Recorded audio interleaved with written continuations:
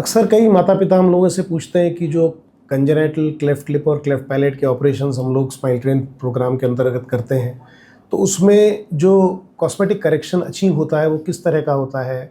बच्चे का जो कटे हुए तालू का ऑपरेशन हुआ है, उसके ऑपरेशन के बाद बच्चा किस तरह से बात कर पाता है, लॉन्ग टर्म में आप उसको कैसे मैनेज करते हैं। तो मैं आज बहुत सारे फोटोग्राफ्स के माध्यम से आपको बताऊंगा कि क्लेफ्ट लिप के बाद बच्चे का चेहरा 1 साल पे, 2 साल पे, 4 साल पे, 6 साल पे किस तरह से दिखता जाता है।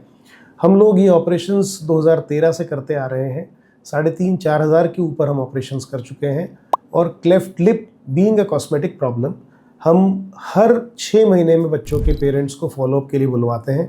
उनको टाइम टू टाइम एडवाइस करते जाते हैं कि अब ये ऐसा दिखेगा, अब इसके बाद ये ऐसा दिख रहा है, इसमें अगर ये कोई छोटी प्रॉब्लम है तो उसको ऐसे रेक्टिफाई करना है, अगर ये छोटी सी प्रॉब्लम है तो ये अपने आप ठीक हो जाएगी।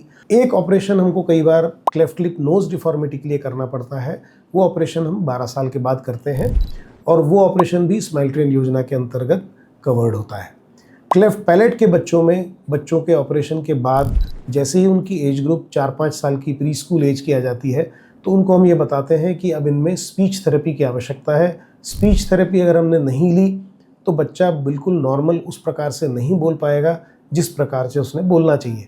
सो क्लोज फॉलोअप बहुत ज़रूरी होता है। हम पेरेंट्स को बड़े सिंपल तरीके से बता देते हैं कि आपको हर 6 महीने में कैसे भी करके रिपोर्ट करना ही है। अगर आप वो रिपोर्टिंग नहीं करोगे तो हम आपको ज़रूरी जानकारी समय रहते नहीं दे पाएंगे, क्योंकि इतना लोड होता है कि हम सबके ऊपर ट्रैक करना हमारे लिए पॉसिबल नहीं होता। कभी कभी फ़ोन्स लगते हैं, हम हमारी तरफ से भी कोशिश करते हैं अप्रोच करने की, लेकिन कभी कॉल्स लगते हैं, कभी नहीं लगते। प्रोएक्टिवली अगर पेरेंट्स ध्यान देंगे तो उनको इसका पूरा फ़ायदा मिल सकता है, क्लेफ्ट लिप सर्जरीज़ के बाद और क्लेफ्ट पैलेट सर्जरीज़ के बाद, दोनों के बाद।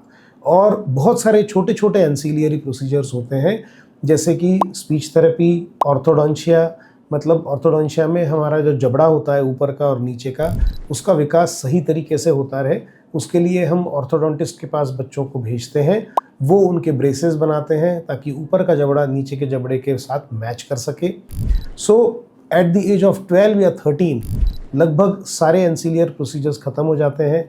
जो रिक्वायर्ड सर्जरीज होती हैं वो टाइम टू टाइम हो जाती हैं। जो भी required physiotherapy, speech therapy, occupational therapy, ये सब जो करनी होती है वो पेरेंट्स बच्चे के साथ कराने में सक्षम होते हैं, तो हमको नियर नॉर्मल रिजल्ट्स देखने को मिलते हैं।